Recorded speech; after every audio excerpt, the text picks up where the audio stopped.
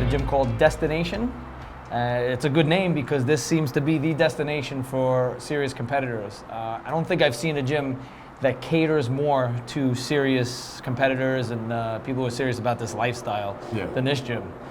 I'm here with Kyle, and Kyle, maybe you can tell us a little bit more about the gym, like how long it's been here and the philosophy of the gym. And yeah, absolutely.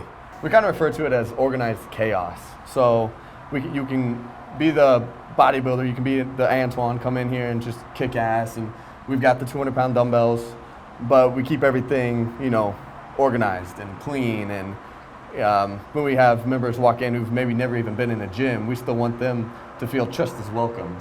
Awesome. If you guys are in Dallas and you want a serious gym to train at, amazing equipment, you guys got to come to Destination.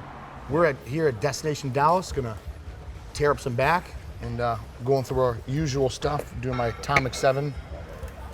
Once again, I drink most of it in the first half and then kind of nurse the last little bit before I have my shake. And same as usual, I do a scoop and a half of shock therapy with 4 scoops of Torrent for the workout. Then I have 4 scoops during of Torrent and 4 scoops after. Yeah. Which is pump. 800 calories plus. Yeah, Destination pump.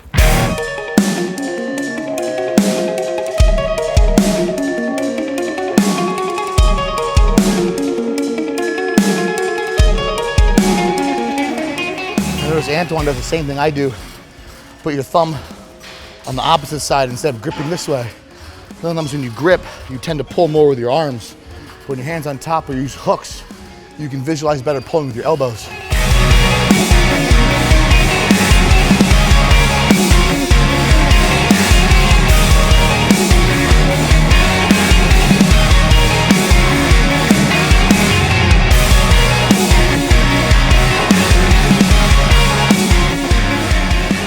Again, I try to have a lot more of focus when I do the rep.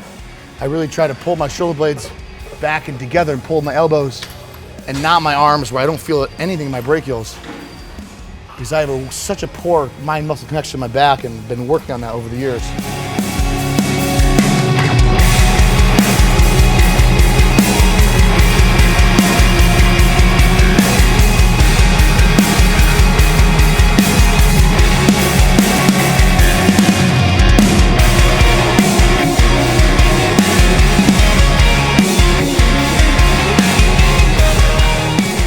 Get harder. It's actually called cheating, but cheating in a good way. I use my low back, get a little bit of momentum, just to get my full range of motion for the upper back. Yeah, sometimes you're gonna see me stretch. It's actually to stretch the lats and everything, the whole back, and then come back like that. So it's good to do some body motion, body English, like they say. Right. Because if you do reps like that, then you stop what you can't do anymore, you won't get past failure. So just good to get a little bit past failure. I do cheat sometimes a little bit, but it's controlled cheating. More like you're giving yourself forced reps. You're allowing the momentum to give a couple extra squeezes so you come all the way back, that way you can get a good eccentric. But then again, you don't want to freaking yank it, Yeah, this should be done by people who are actually more advanced, because if you're just starting out, oh, this guy's cheating, I'll cheat. But maybe you don't have the right form. You need to have the right form before cheating.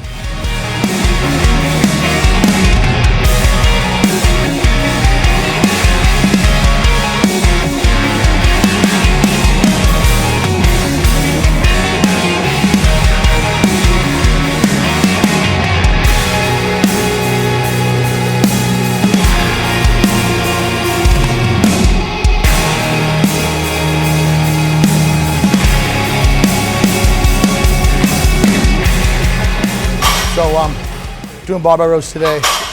This is my 3rd week doing barbell rows in a row.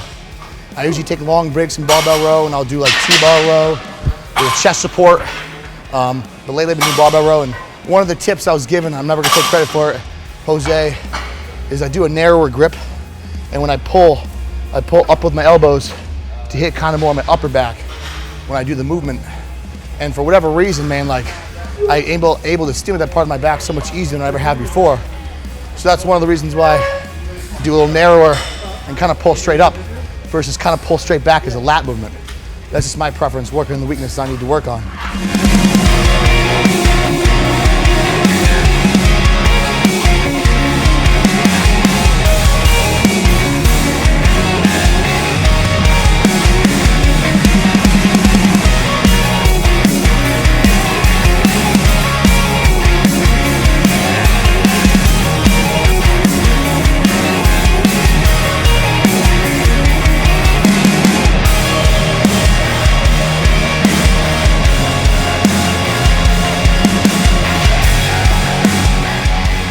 Everything feels a little heavier in Texas too. And there's a difference between doing rows. Like if you do rows and you stop at the knee like that, I can do a very heavy weight. But if you go past the knees and you stretch, that's way harder. Yeah, so lately I've been doing past the knee because my whole life I've done like just like swinging like that, you know. And it's actually way harder if you go past the knees. So I'm trying that now.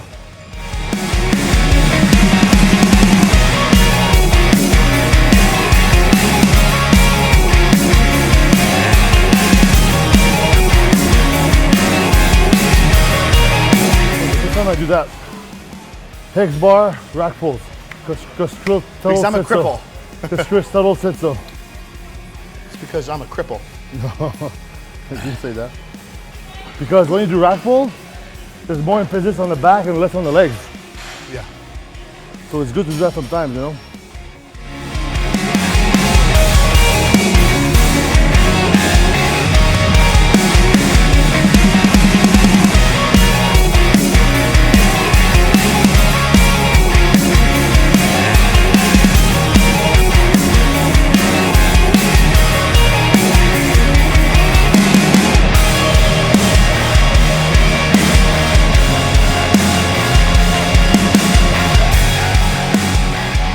Back, in my opinion, is the muscle the most complicated to work out. Especially for me because it's the hardest for me because legs are easy for me because they grow whatever I do, but to really get the muscles in the back, I think the most complicated because the one, you don't see your back. Like when you do your chest, the mirror, when you do your arms, all your muscles, you can look at them and you can feel them. But the back, you can't see it. So it's really hard to really target the muscle. The mind to muscle connection is very hard. And I remember when I was younger, I was trying to feel my lats. I couldn't feel my lats, but now I do. And what made me do that is to really get different angles and take the time to contract the muscle. And it's very hard because you need, at some point, when you start getting good with the feeling the muscle, you need to put the weight back on, and then it gets very tiring because the back the muscle, the lats after the quadricep, are the biggest muscle group in the body. So it's very exhausting. Because you're bent over, you're rowing. If you do one arm, you have to do the other side too. So it's like you double the sets. And you can use very heavy weight with the back. So a trick I can do to tell you to push it harder and how I do it, I just suck it up. Just suck it up and just do it. And let's say after like your second exercise, you're tired, you know. Maybe the third one, back down in the weight a little bit and go more for the squeeze. And then the fourth one, go back all out, you know. Pace yourself. But you should always go past failure, at least on all the exercises for all the muscle groups. If you're not doing past failure, at least get a really good pump, you know. And now I'm gonna finish this back workout with a nice set of shrugs.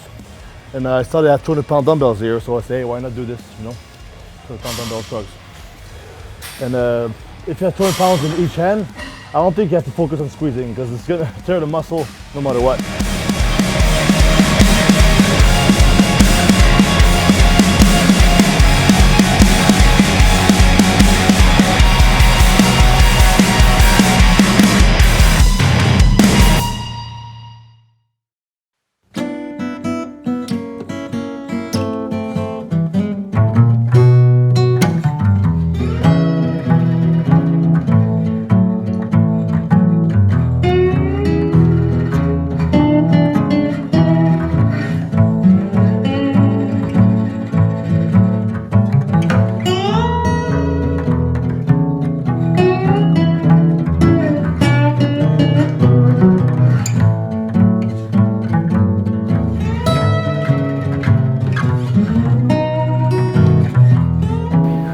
So we're at this barbecue place, Stubb's, and you know, given it's Texas, I want to eat at one at least place before I go, and I don't get a cheat meal as of yet. So I saw turkey on the menu, and obviously turkey's lean, and looked at the sides, and the sides are kind of a no-go still. It's not like there's a plain baked potato or anything like that. So Potatoes 8? I'm just going to, well, I'm going to show you what I'm going to do, but it's going to be a surprise at the end. But I got a salad, and I got about 8 ounces of turkey. And, you know, it might be a little fattier than normal, who knows, but, you know, I'm supposed to have a teaspoon of olive oil this one, and I'm supposed to have 8 ounces of red meat in my last meal of the night, and then the last meal of the night tonight, I might just do chicken to make up for any possible fat grams that I missed in this meal, because obviously I'm not making it myself. So that gives you extra 24, 3 times 8, 24 grams of fat to play with if I don't have the red meat. I'm sorry, not 24 grams of fat. It gives me 22 more grams of fat to play with if I don't have red meat tonight. Like I said, make up for how they might cook it, but we'll see. I mean, it might come out, it might be like moist, dry, and not added oils or anything on top of it or anything like that. But I want to get a little taste of Texas before I go up here, and considering I'm 9.5 weeks out, it'll be okay. It's not like I'm taking in fatty starches and cornbread and stuff. I got cornbread for this big guy, so he's gonna eat it for me. What about Ronnie the, Coleman ate cornbread, right? that's how we got so Cornbread. big. What about the cheesecake you're gonna have off camera that we're not gonna tell Aceto I about? don't even like cheesecake, so I know he's lying. If he said apple pie, then I might be in trouble. Welcome to Stubbs, guys. We're in Austin, Texas. Best barbecue in Austin. Mid 90s is actually when this restaurant was here, but Stubbs started in Lubbock back in the 70s, actually, I believe it was. And he made it down here. I think it's about the mid 90s. He actually died of massive heart failure right before this restaurant actually opened. But it's all still the same recipe. Everything's still used the same. This is the pit. You see, you guys think we can see one of the briskets here? Got that out here. So they just took that out, actually, it looks like. That's the brisket. Here's the pit they use here. They smoke everything for 12 to 14 hours daily. Everything's kind of just getting rotated all day. Same thing with the sides. Everything's homemade here. Mac and cheese, potato salad, coleslaw, pinto beans, everything homemade. When it's smoked like that, it's so hot. It just, from the inside out, sometimes people get a little weirded out about pink on the meat or whatever, but you'll see that smoke ring when you see the brisket around it. It's not rare or anything. It's all well done. It's just, it looks funny sometimes, but it's very good. Juicy on the inside, everything. So got my food, and it looks like the turkey's very lean. It doesn't have any added, like a lot of skin on the outside, so that's a plus.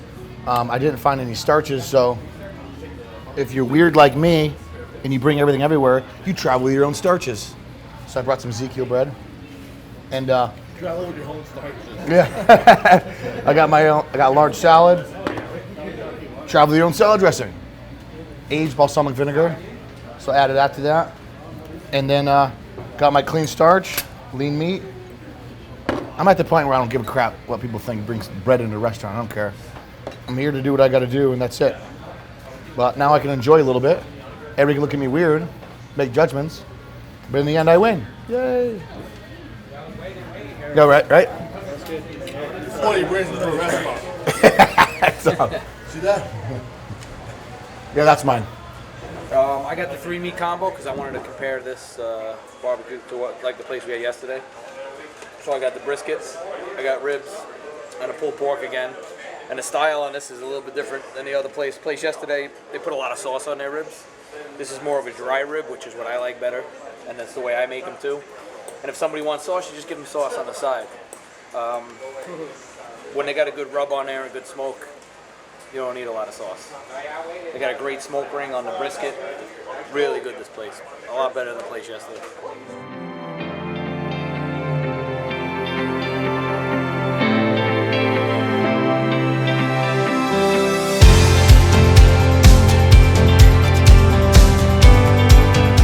The Hebrew hammer versus the Canadian ham. Should I punch like I know, or should I? What's the trick here? Is there any trick? I think it's just Because I normally punch like You're gonna hit it in the middle, very fast and hard.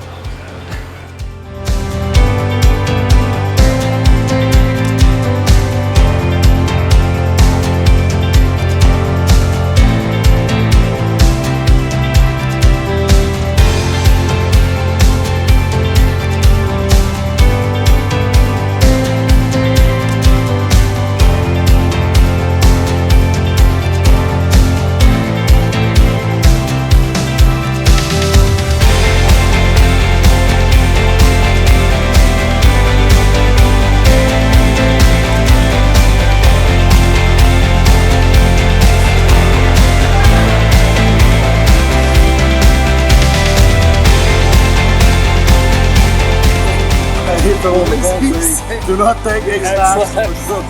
Do not take that. You will shit your pants.